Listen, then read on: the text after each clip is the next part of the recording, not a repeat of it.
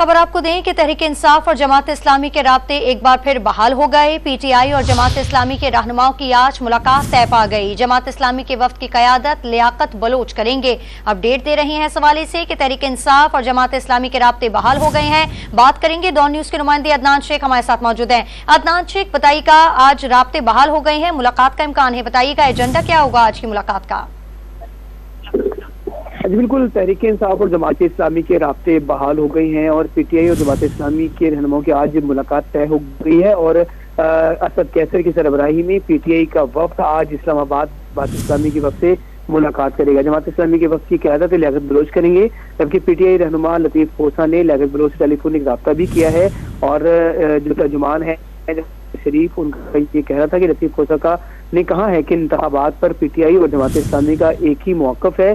PTI ने पंजाब में भी हमारी जमात के साथ में मुश्तरका मौक़िफ़ अपनाएगी, जबकि उनका कहना था कि पीटीआई पंजाब की क़यादत ने हमसे रब्ता करके मुलाकात की दरख्वास्त की थी। जी, असद कैसर की सरबराही में पीटीआई वफ्द आज इस्लामाबाद में जमात इस्लामी की क़यादत से मुलाकात करेगा। तफसील बताए थे अदनान शेख, आपका बहुत शुक्रिया।